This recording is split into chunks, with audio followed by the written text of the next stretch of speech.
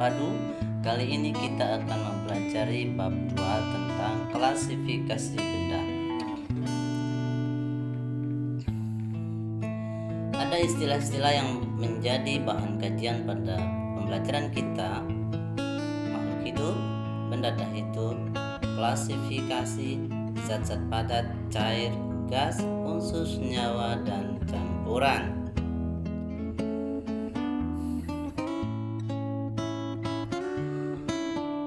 Segala sesuatu yang ada di sekitar kita terdiri atas benda-benda. Coba perhatikan air yang biasa kita minum, udara yang biasa kita hirup setiap saat, atau uang logam yang digunakan sebagai uang jajan. Tersusun dari apakah benda-benda tersebut? Air terdiri dari H2O, merupakan zat cair yang tersusun atas 2 atom hidrogen dan 1 atom oksigen. Udara yang dihirup merupakan gas oksigen. Uang logam merupakan zat padat. Coba perhatikan juga apakah bedanya meja belajar dan tumbuhan di sekitarmu. Apakah meja belajar dapat tumbuh dan berkembang, bernapas dan berkembang biak? Bandingkan ciri-ciri meja belajar tersebut dengan ciri-ciri tumbuhan. Kemudian apa beda tumbuhan dan kucing piaraanmu? Secara garis besar, benda-benda di alam semesta ini terdiri atas makhluk hidup dan benda tak hidup yang memiliki karakteristik tersendiri. Dalam bab ini, kalian akan mempelajari karakteristik makhluk hidup dan benda-benda tak hidup yang berada di lingkungan sekitar. Coba perhatikan gambar yang ada, anak yang sedang bermain bola dan gambar robot. Apakah persamaan dan perbedaannya? Ya, persamaannya adalah anak kecil yang sedang bermain bola dan robot sama-sama dapat bergerak. Perbedaannya adalah robot tidak dapat tumbuh dan berkembang, tidak dapat bernapas, dan tidak dapat berkembang biak. Sedangkan anak kecil memiliki ketiga ciri-ciri tersebut. Baik, sekarang kalian bisa lakukan mengamati perbedaan antara gambar yang ada di sini. Ada gambar mobil-mobilan, ada ikan di dalam akuarium, dan ada kucing. Minimal nanti kalian akan mencari perbedaannya 5 item saja.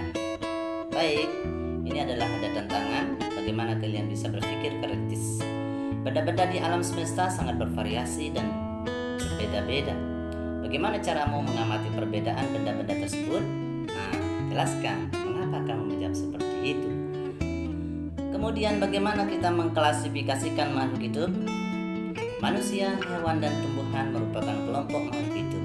Makhluk hidup dan benda tak hidup atau benda mati dapat dibedakan dengan adanya gejala kehidupan.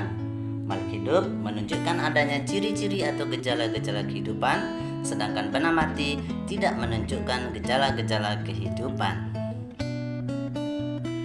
Berikut Pak Guru berikan strategi super untuk mengingat 7 kali lipat dari sekedar membaca buku biasa. Ciri-ciri makhluk hidup terhimpun dalam kata nak, berbi, minum, ti. Nak, nafas, bergerak, berkembang biak, i, iritabilitas, minum, membutuhkan cairan, t, tumbuh dan berkembang, e, ekskresi, proses pengeluaran zat, a, terakhir adalah adaptasi, yaitu proses penyesuaian diri. Kita masuk pada pembahasan nak, berbi, minum, ti. Kita mulai dari kata bernapas. Setiap saat kamu bernapas, yaitu menghirup udara yang diantaranya mengandung oksigen dan mengeluarkan udara dengan kandungan karbon dioksida. Kamu dapat merasakan kebutuhan bernapas dengan cara menahan untuk tidak menghirup udara selama beberapa saat. Tentunya kamu akan merasakan sesak sebagai tanda kamu kekurangan oksigen.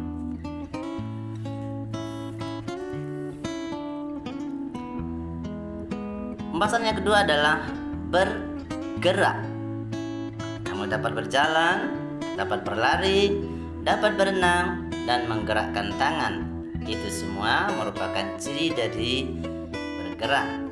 Bergerak juga dapat diartikan pindah dari tempat atau posisi semula ke posisi yang lain.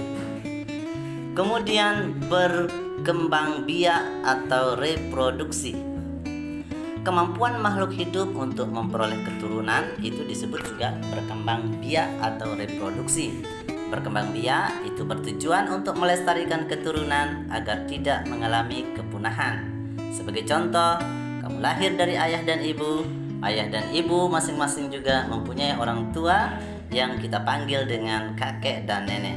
Begitu juga seterusnya. Jadi tumbuhan termasuk juga makhluk hidup pun dia melakukan proses perkembangbiakan.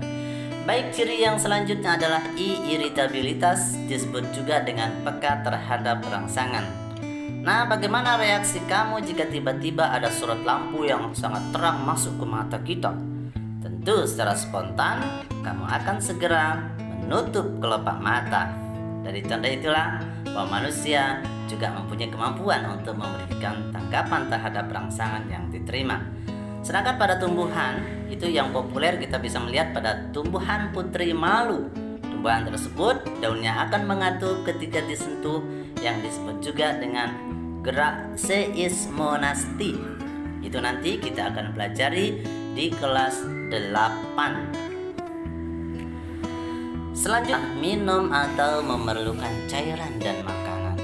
Untuk beraktivitas, setiap makhluk hidup memerlukan energi.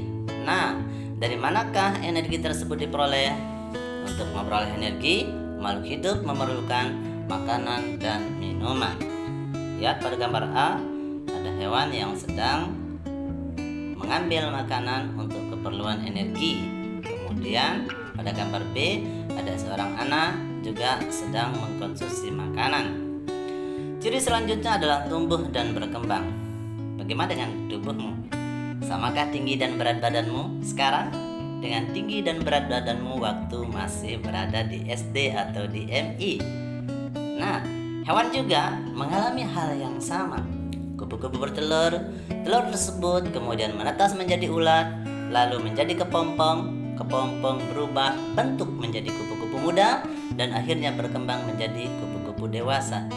Kayak lagu aja, telur-telur, ulat-ulat, kepompong, kupu-kupu, yang gak bisa, kasihan deh lu.